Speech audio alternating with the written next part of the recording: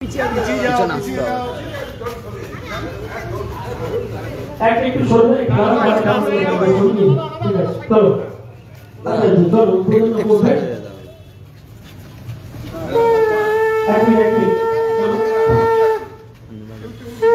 পুজো মণ্ডপ উদ্বোধন করছেন আমাদের সকলে প্রিয় ক্রীড়াবিদ। আমরা এখন প্রকৃতি দিয়ে তৈরি প্রকৃতি পুজো ভাবনা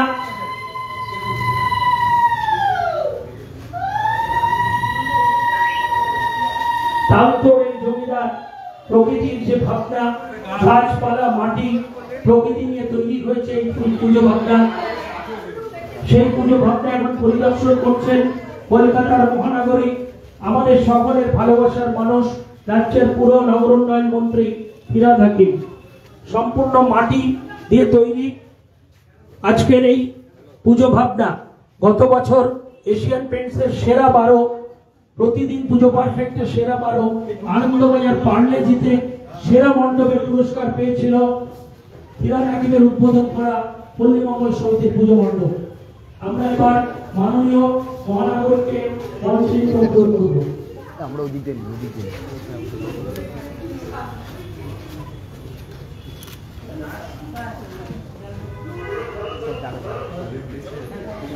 ভালো হয়েছে। লাইট লাগবে লাগবে না লাগবে আস্তে আস্তে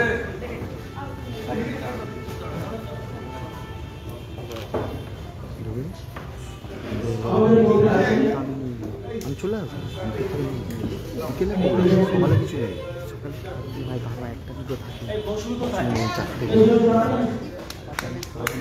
থেকে বাবা বলে দিচ্ছি আমরা হ্যাঁ ফুল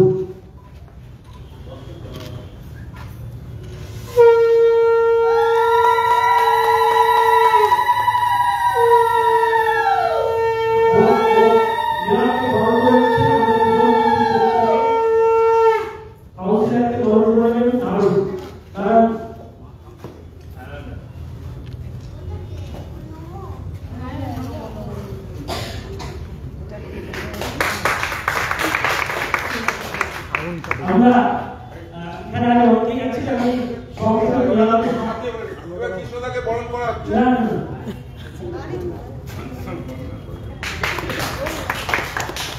আমরা আমাদের মধ্যে আছেন আমাদের সকলের ভালোবাসার মানুষ আমরা যাকে ববিদা বলে থাকি ববিদাকে আমরা স্বাগত জানিয়ে আমি কাউন্সিলরকে বলবো দুইটি কথা বলার জন্য। নমস্কার।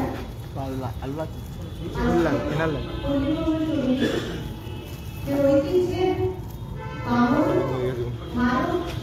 এবং বহু বছর ধরে যে পুজো চলে আসছে আমাদের ওয়ার্ডের গর্ব পুজো আজ তার উদ্ঘাটন এবং মাতৃমূর্তি উন্মোচন করে আমাদের সকলের প্রিয় আমাদের প্রিয়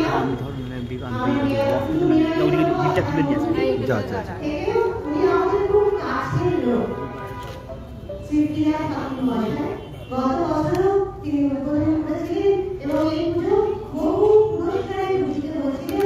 এবছর আমরা আশা করছি যে গর্ব এবং মাতৃমূর্তিরা যেরকম হয়েছে তাতে এবছর নিশ্চয় আমরা আবার বিভিন্ন পুরস্কারে ভূষিত হব। ঠিক তো আমরা পুরস্কার পাবো তো এবার পুজো সমিতির নাম আরো ছড়িয়ে পড়ুক সেই কামনা করে আর বেশি বক্তব্য রাখবো না। সবাইকে পুজোর শারদীয়ার অনেক অনেক শুভেচ্ছা ভালোবাসা জানাই। আমরা প্রতিদিন এখানে মানুষের ভয় নামে এই ভয় সমাজে যে ভলেন্টিয়াররা থাকে তাদেরও পুলিশ যায় তারা প্রতিদিন সপ্তাহে পরিশ্রম করে মানুষকে দেখার সুযোগ করে দেয়। সবাই ভালো থাকবেন।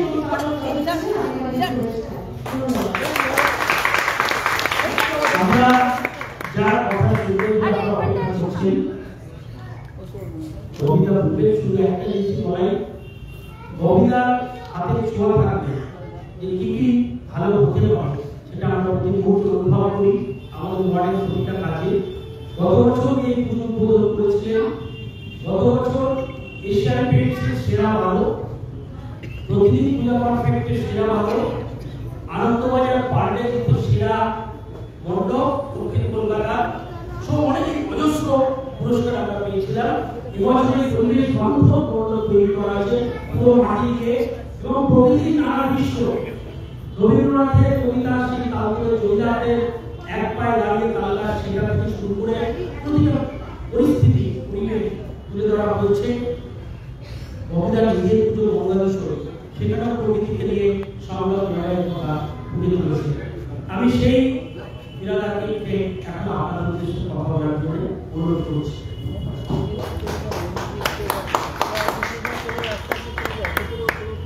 এখানে উপস্থিত আছেন এবারে কাউন্সিলর আমার উনি আছেন পরে বহে অর্থাৎ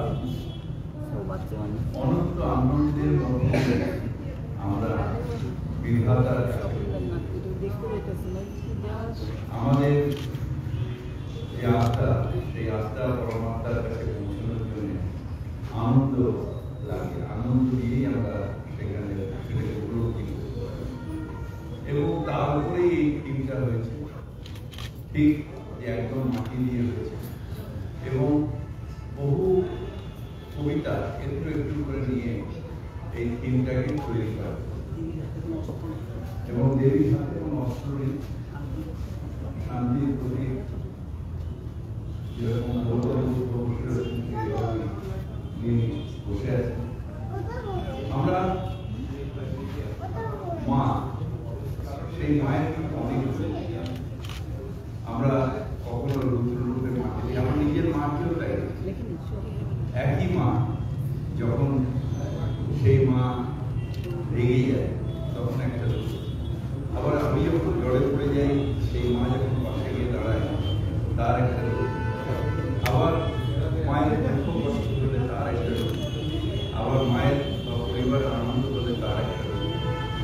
একই দেবীর একই মায়ের অনেক রকম সেই রূপ দিয়ে আমরা যে যার মতো করে মাকে ডাকার চেষ্টা করি, অর্থাৎ মায়ের মধ্যে দিয়ে আমরা অনন্ত আনন্দে পৌঁছানোর চেষ্টা করি, সেই প্রয়াসটা। আমার টেনশনটা হচ্ছে যে আগের বার একটু উদ্বোধন করেছিলাম, এতগুলো পেয়েছে, এবার কম পেলে বলে এটা অপায় গেলাম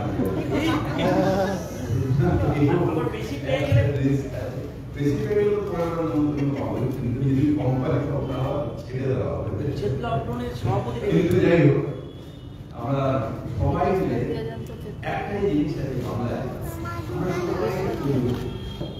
সবাই কোনো না কোনো ভাবে মানুষকে আরো বেশি, কলকাতাকে আরো আকর্ষণীয় করার জন্য, যাতে অনেক মানুষ বাংলায় আসে এবং এই যে শিল্পী যারা মাটির কাজ করেছে এরা তো নিশ্চিত কলকাতার এরা বর্তমান বাংলার বিভিন্ন গ্রামের মানুষ তারা এসে এই কাজটা করে।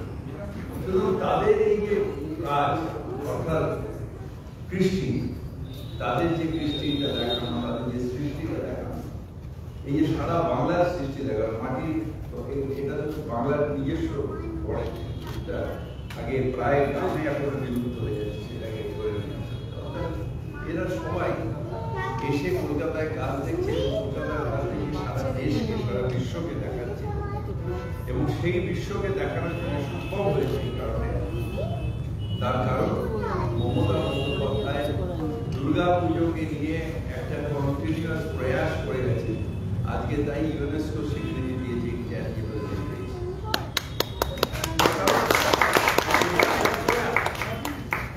অনেকে আছেন এবছর দুর্গা পূজা করবো না, উৎসব করবো, কেন করবো? উৎসব যদি একবার যদি না হয়, যদি একবার দুর্গা পূজা না হয়, এই যে যে ছেলেগুলো এই কাজটা করেছে তাদের যদি পেটে টানটা না হয়, সারা বছর এই কাজটা না হয়, তাদের বাড়িতে তো নিরন্তর অর্থাৎ কোনোদিন সারা বছর ধরে কোনো উৎসবই হবে না। পেটের টানে তারা ছটফট করবে, কেন উৎসব বন্ধ? এই কলকাতায় এখন হাজার হাজার লাখ লাখ মানুষ আসছে, আমরা সবাই মিলে দেখাচ্ছি, স্পন্সররা আসছে, এই যে একবার যদি এটা ভাটা পড়ে যায় তাহলে আর এটাকে তোলা অসম্ভব কাজ। সুতরাং এই যারা এইটাকে করছে তারা ডিস্ট্রাক্টিভ। মা অসুর হত্যা করেছে, অসুর নিধন করেছে। আজকে যারা অসুর তারাও নিধন হবে, তাদের মৃত্যুদণ্ড হবে, এবং সেইটার বিশ্বাস রাখতে হবে আমি সব জানি, আমি সব করে দিতে পারি না। নো ওয়ান ইজ অ্যাবভ ল। আমরা সবাই ভারতবর্ষের যে আইন ব্যবস্থা তার অধীনে এবং সেই অধীনে আছি বলেই আমার কাছে সর্বোচ্চ আদালত তার একটা গ্রহণযোগ্যতা আছে, তার কথা মেনে চলতে হবে। আমি আমার বাবার কথা মানবো না, মায়ের কথা মানবো না, স্বেচ্ছাচারিতা করবো, তাহলে সমাজটা ভেঙে যাবে। সেরকম দেশটা, সেটাও একটা সমাজ থেকে ধরে রাখতে আইন ব্যবস্থা দিয়ে সেটাও ভেঙে যাবে।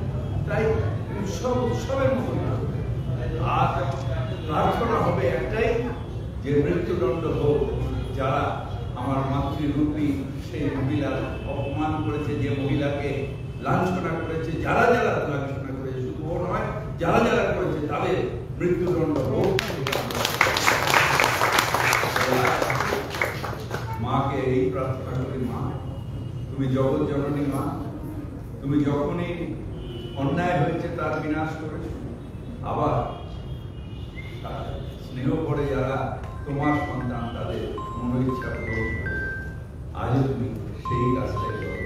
আমাদের সবাইকে আশীষ দাও, আমাদের সবাইকে শুভেচ্ছা জানিয়ে আমাদের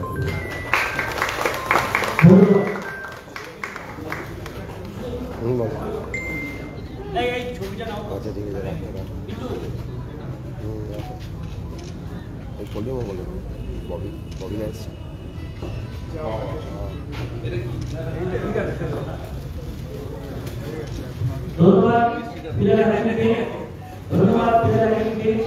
আমরা অত্যন্ত আনন্দিত এবং গর্বিত আমাদের মধ্যে তিনি এসেছিলেন। ফিরাজ হাকিম রাজ্যের পুর নগর উন্নয়ন মন্ত্রী, আমাদের সকলের ভালোবাসার মানুষ।